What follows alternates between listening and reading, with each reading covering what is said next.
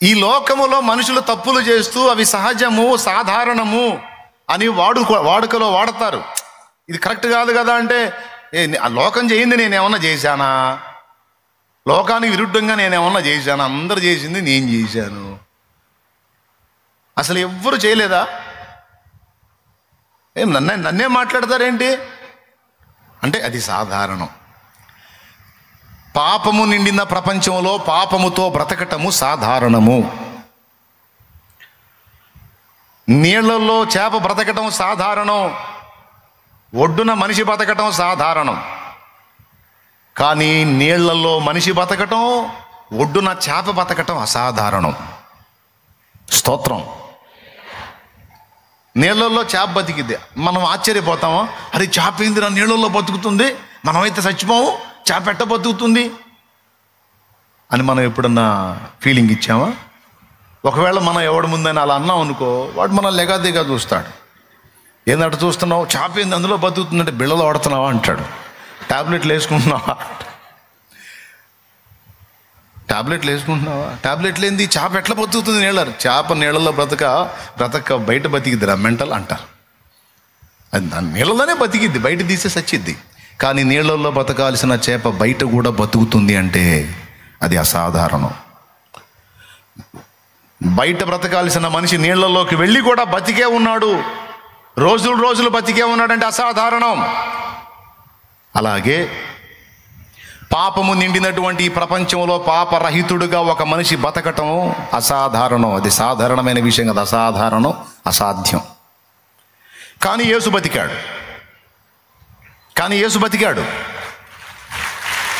బతకటమే కదా సవాలు కూడా విసిరాడు. నా యందు పాపమున్నదని మీలో ఎవడు స్థాపించునో రండి అని కేకలు వేశాడు. ఒక్కడికి దమ్ము లేదు, ఫలానా విషయంలో పాపం. ఆఖరికి పొంతి పిలాతు సభలో యేసుని నిలబెట్టి అనేక రకముల నేరములు ఆయన మీద మోపిరి గాని వాటిలో ఒకటైనను ఆయన మీద రుజువు పరచ జాలకపోయిరి. చివరికి పిలాతు ఏమన్నాడో తెలుసా? ఈ నీతిమంతుని యందు నాకే దోషము కనబడలేదు అన్నాడు. బిడ్డలారా జాగ్రత్తగా గమనించండి.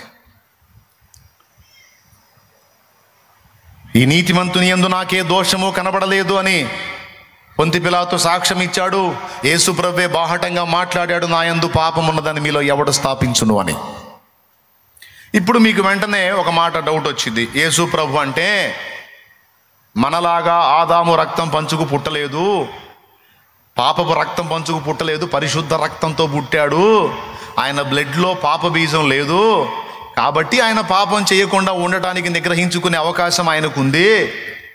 మన ఏముంది, పుట్టడమే పాపరోగులుగా పుట్టాము, కాబట్టి మనం యేసు ప్రభులాగా ఉండటం అంటే అది ఏది కాదు. యేసు ప్రభు రక్తం పరిశుద్ధమైన రక్తం అని మనమే కదా పాడుకుంటున్నాం, నిర్దోషమైన రక్తం, నిష్కళంకమైన రక్తం అని. కాబట్టి ఆ బ్లడ్ వేరు, ఈ బ్లడ్ వేరు. కాబట్టి ఈ బ్లడ్లో పాపం నడిచింది, ఆ బ్లడ్లో పాపం ఆగే ఛాన్స్ ఉందని అప్పుడప్పుడు నీకు అనుమానం వచ్చే అవకాశం ఉంది. దానికి కూడా సమాధానం. ఇప్పుడు యేసు ప్రభు రక్తంలో పాపం లేకపోతే పాపం చేసే ఛాన్స్ లేదా? ఆదామును చూడండి. యేసయ్య అయినా ఒక స్త్రీకి జన్మించాడు. ఆదాము అసలు ఒక స్త్రీకి జన్మించలా, స్త్రీయే ఆదాము నుండి జన్మించింది. స్త్రీయే ఆదాము నుండి జన్మించిందండి. మరి ఇప్పుడు ఆదాము బ్లడ్లో పాపం ఉందా? ఆదాము సృష్టించబడినప్పుడు ఆదాము రక్తము పరిశుద్ధమైనదే, హవ్వ రక్తం కూడా పరిశుద్ధమైందే. మరి పరిశుద్ధ రక్తం కలిగి ఉండి వాళ్ళు పాపం చేయలేదా? అలాగే యేసు కూడా పరిశుద్ధ రక్తం కలిగి ఉండి పాపం చేసే ఛాన్స్ లేదా? ఉంది. అయినను ఆదాముకి ఎదురైన శోధన ఒకటైతే నా యేసయ్యకి ఎదురైన శోధనలు ఇన్ని. హెబ్రీ పత్రిక 4:15 సాక్ష్యం ఇచ్చింది. మన ప్రధాన యాజకుడు మన బలహీనతలలో సహానుభవం లేనివాడు కాడు గాని సమస్త విషయములలో ఆయన మనవలే శోధింపబడినను పాపము లేనివాడుగా ఉండెను. చదువు హెబ్రీ పత్రిక 4:15. మన ప్రధాన యాజకుడు మన బలహీనతల యందు మనతో సహానుభవము లేనివాడు కాడు గాని సమస్త విషయములోను మన వల్లనే శోధింపబడినను ఆయన పాపము లేనివాడుగా ఉండెను. అది సమస్త విషయములలో మన వలెనే శోధింపబడినను ఆయన పాపము లేనివాడుగా ఉండెను. ఎలా ఉన్నావు ప్రభువా?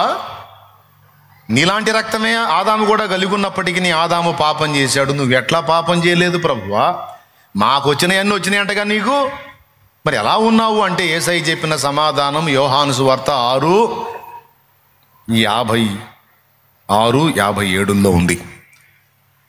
నేను ఎలా జీవించానో తెలుసా? ఈ అసాధారణ జీవితం నా తండ్రి మూలంగా జీవించాను. నీళ్లలో బతకాల్సిన చేప ఒడ్డును కూడా బతుకుతుంది అంటే దానికి నీళ్లలో అందాల్సిన జీవం ఒడ్డును కూడా అందుతుంది. అది అసాధారణ జీవితం జీవిస్తుంది. ఒడ్డున మాత్రమే బతికుండే మనిషి నీళ్లలో కూడా బతుకుతున్నాడు అంటే అక్కడ అసాధారణ జీవం అతనికి అందుతుంది, అందుకే బతుకున్నాడు. అలాగే పాపము నిండిన ఈ ప్రపంచంలో పాపరహితుడుగా యేసున్నాడంటే అసాధారణ జీవం నా తండ్రి యొద్ద నుండి నాలోనికి ప్రవేశించింది, దాని ఎఫెక్టే ఇది అన్నాడు. నా తండ్రి మూలంగా నేను జీవించాను గనుక ఈ అసాధారణ జీవితం సాధ్యమైంది. అలాగే నన్ను తినువాడు అలాంటి జీవితంలో జీవించగలుగుతాడు, ఆ జీవంలోకి వస్తాడు అని యేసయ్యే మాట్లాడాడు. కాబట్టి ప్రభు బల్లలో చెయ్యి వేయటం అనేది తక్కువగా మీరు భావించొద్దు. మీరు నిజంగా ఆత్మీయంగా చివరి వరకు సజీవంగా ఉండి క్రీస్తులో నువ్వు నిత్యత్వంలో చేరాలంటే, నువ్వెంత పెద్ద ధనికుడివైనా గొప్పోడివైనా అయ్యగారివైనా అమ్మగారివైనా మర్యాదగా ఓవర్ యాక్షన్ మానుకొని ఆదివారం దేవుని మందిరానికి వెళ్ళి ప్రభు బల్లలో చెయ్యి వేయాలండి. అమ్మగారు మరియు అయ్యగారు ఖచ్చితంగా చేయాలండి ఆ పని. ఎగ్గొట్టకూడదండి, ఎగ్గొడితే జీవం పోయిద్దండి. నన్ను తినువాడు నా మూలముగా జీవించును. ఒకరోజు తినలేదు, ఆ జీవం పోయిద్ది. మన రోజు బతికుండాలంటే తినాలి కదండి. ప్రభు ఏర్పరిచినట్టు కనీసం ఆదివారం నుంచి ఆదివారం 6 దినాల మధ్య నువ్వు ఆయన జీవాహారం, ఆయన శరీర రక్తం, ఇది నా శరీరం అన్నాడు, ఇది నా రక్తం అన్నాడు, వాటిల్లో నువ్వు చెయ్యి వేస్తే ఈ 6 దినాలకు సరిపోయిన జీవం దేవుడు నీకు ఇస్తాడు, మళ్ళా నిలబడతావు. అంతేగాని నాకు వెళ్ళడం కుదరట్లేదు బ్రదర్, చర్చికి వెళ్ళడం కుదరట్లేదు బ్రదర్, నువ్వు నన్ను ఎంత అభిమానించే వ్యక్తివైనా ఈ మాటతో నన్ను అభిమానించడం మానేసిన, యూట్యూబ్లో నన్ను ఫాలో అవటం మానేసిన, ఐ డోంట్ కేర్. మర్యాదగా చర్చికి పో, ప్రభు బలలో చెయ్యి. నువ్వు ఏ ఊర్లో ఉన్నా, ఏ వాడలో ఉన్నా, ఏ ప్రాంతంలో ఉన్నా, ఏ ప్రదేశంలో ఉన్నా ఖచ్చితంగా ప్రభు బల్ల కోసం నువ్వు దేవుని మందిరానికి వెళ్ళి తీరాల్సిందే. లేకపోతే అసాధారణ జీవితం జీవించడం నీకు సాధ్యం కాదు. నీవు దేవుని సన్నిధికి వెళ్ళి ఆయనను భుజించినట్లయితే నువ్వు ఇంకొకదాన్ని భుజించడానికి నీకు శక్తి వచ్చిద్ది. అదేందో కూడా చెప్తా. ఇంకొకదాన్ని భుజించడానికి నీకు శక్తి వచ్చిద్ది. అది భుజించాలంటే శక్తి కావాలి. ఆ శక్తి కావాలంటే ముందు ఆయనను భుజించాలి. ఎవరిని తినాలి మనం? ఆనాడు అదే యోహాను సువార్త 6లో ఈ మాట అన్నందుకు అనేకులు ఆయనను విడిచి వెంబడింపక వేరైరి అనుంది. ఈ మనుషుడు అన్నీ బాగానే చేస్తున్నాడు, అన్నీ బాగానే బోధిస్తున్నాడు, కానీ అప్పుడప్పుడు మెంటలు వచ్చిన వాళ్ళగా మాట్లాడతాడింది. నా శరీరం నిజమైన ఆహారం, నా రక్తం నిజమైన పానం అంటాడు. అతని శరీరాన్ని తినమనిస్తాడా? అసలు అతని శరీరాన్ని ఎలాగూ తిననీయగలడు? అయినా మనం ఎట్ట తింటాము? మనం ఏమన్నా రాక్షసులమా శరీరాన్ని పీక్కొని తినటానికి? అబ్బాయి, ఈ మాట ఏదో పిచ్చోళ్ళు మాట్లాడే మాట కానీ జ్ఞానవంతులు మాట్లాడే మాట కాదు. కాబట్టి ఈ మాటను బట్టి ఇతడు వెర్రివాడని అర్థమైపోయిందని చాలామంది కట్ అయిపోయారు. కానీ తనను అంటిపెట్టుకొని ఉన్నటువంటి శిష్యులకు చివర్లో అర్థమైంది. మేడ గది మీద ఆయన ఒక రొట్టెనెత్తుకొని కృతజ్ఞతాస్తుతులు చెల్లించి దానిని విరిచి వారికి ఇచ్చి, ఇదిగో ఇది మీ కొరకైన నా శరీరం అని వాళ్ళ క్లారిటీ ఇచ్చాడు. ఏమైనా అర్థమైందా మీకు? ముందు ఆవేశపడి కట్ అయిపోయిన వాళ్ళకి మ్యాటర్ అర్థం కాలేదు. ఎందుకంటే దడ ఎక్కువ కదా, మొత్తం ఫైనల్ అయిన దాకా ఉండరు.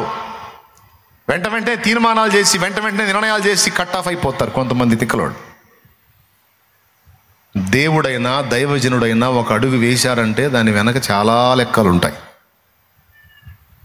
తొందరపడి ప్రభువుని తిరస్కరించకూడదు, దేవుడు ఏర్పరచుకున్న పాత్రల్ని తిరస్కరించకూడదు. Very danger.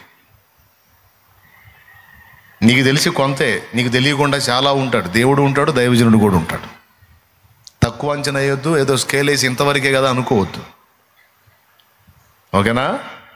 రైట్. చివర్లో చేశాడు అన్నమాట.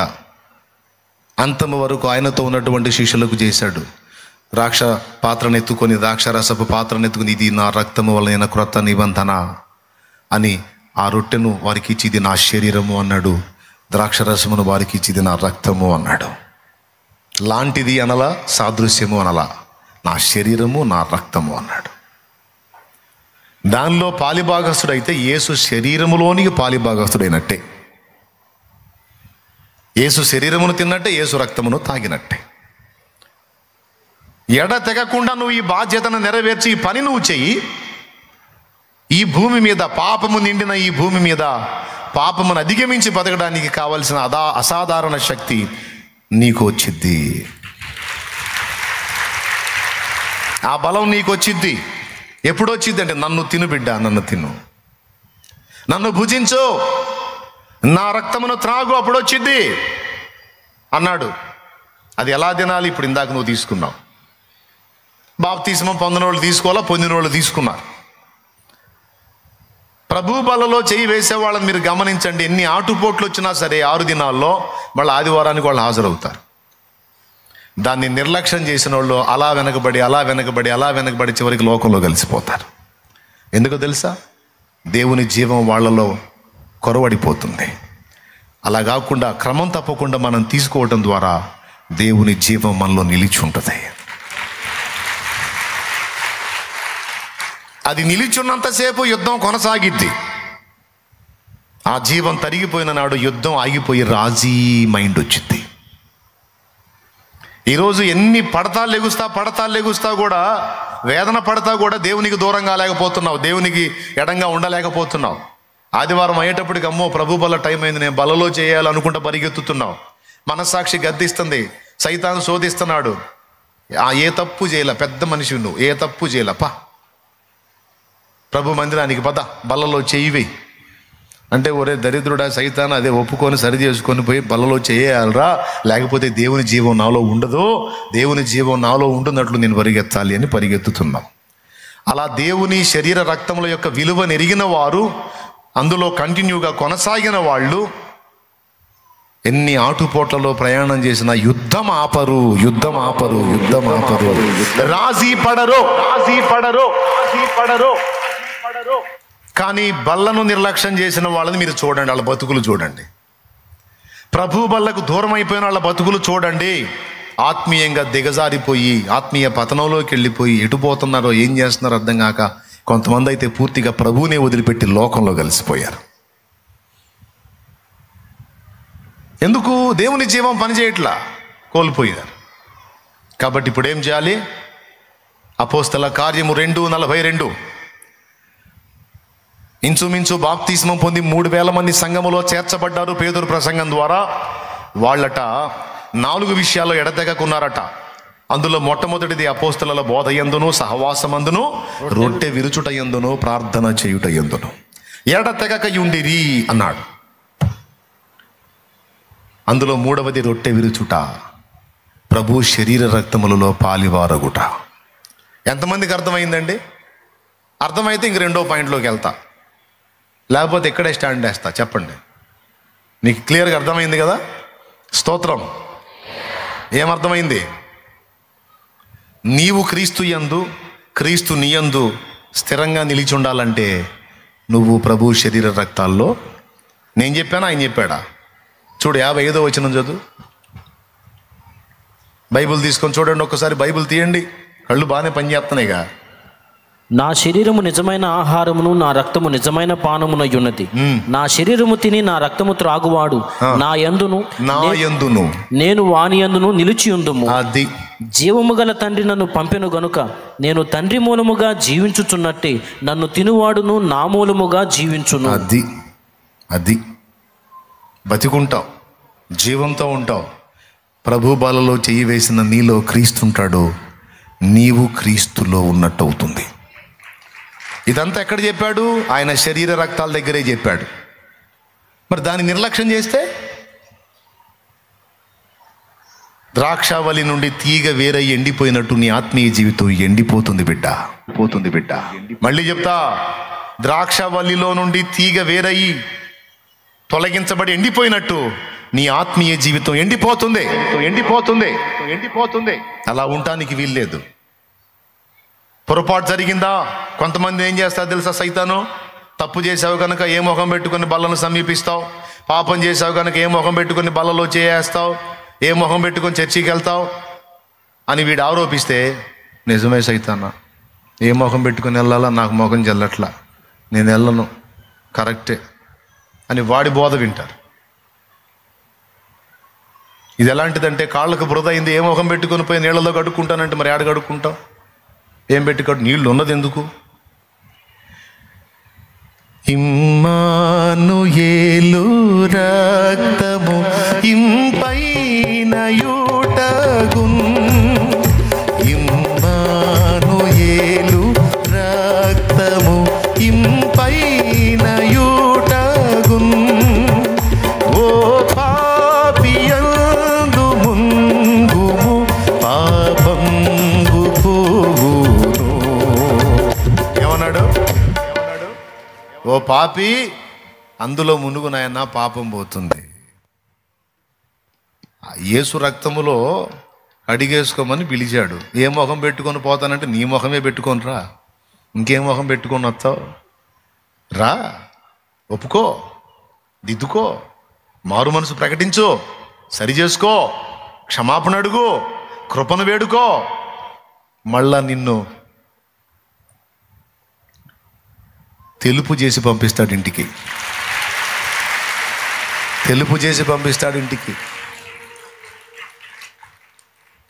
అంతేకాదు, నూతన జీవం ఇచ్చి పంపిస్తాడు. ఆయనే నువ్వు తీసుకునే శరీర రక్తముల ద్వారా నీలోనికి ప్రవేశిస్తాడు. అప్పుడు మనం ఈ పాట పాడుకోవచ్చు. నాలో నీవు, నీలో నేను ఉండాలని, నీయందే పరవశించాలని, నాలో నీవు, నీలో నేను ఉండాలని, నీయందే పరవశించాలని, నా హృదయాశయ్యా ప్రియుడా యేసయ్యా, నా హృదయాశయ్యా ప్రియుడా యేసయ్యా, నాలో నీవు, నీలో నేను ఉండాలని, నీయందే పరవశించాలని. దేవునికి మహిమ.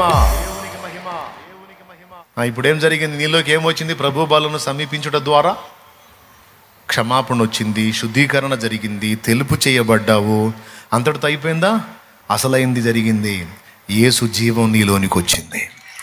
మరలా 6 దినాలు ఆత్మీయంగా నువ్వు బతికి ఉండడానికి మళ్ళా జీవం నీలోనికి వచ్చింది. మళ్ళీ ఆదివారం రాగానే నీకు టక్కును గుర్తు రావాలమ్మో, మళ్ళీ నేను జీవం పొందుకునే వేళ ఈ వేళ. మరి ఆదివారం అన్నా, మరి మధ్యలో జీవం సంగతి ఏందన్నయ్యా? అట్లయితే మరి రోజు తీసుకుంటే బాగుంటుంది కదా అంటే, రోజు మీరు వస్తారా? మరి నేను ఇస్తా. రోజు వస్తారా? వస్తామన్నయ్య, శుభ్రంగా ఎగడే కూర్చోబెట్టి పెట్టు అన్నాం, మొత్తం ఫ్యామిలీని తీసుకొచ్చి ఏడే కూర్చుంటాం. రోజు ప్రార్థన చేసుకుందాం, నువ్వు వాక్యం చెబుతుండే మేము వింటుంటాం, మా అందరికి ఫుడ్ పెట్టు, ఏడే ఉంటాం అంటారు మీరు. నేను ఏడ తెచ్చుకొచ్చి పెట్టేది? ఉన్న బస్తాలను ఉష్పటాక అయిపోతే ఒక వారంలోనే. దేవునికి స్తోత్రం కలుగును గాక. హల్లెలూయా. సో 6 దినాలు మనం పని చేసుకోవాలి, కష్టపడాలి, జీవించాలి, ఫ్యామిలీలని రన్ చేసుకోవాలి కదా. మరి ఇప్పుడు ఎట్లా అంటే, ఆదివారము ప్రభు బలను సమీపించి ఆ విధంగా ఆయన జీవాన్ని మనలోని పంపించి, మిగిలిన రోజులన్నీ కూడా మళ్ళా మనకి ఇంకొక ఆహారాన్ని ఏర్పాటు చేశాడు యేసయ్య. ఆ ఆహారమే వాక్యాహారము.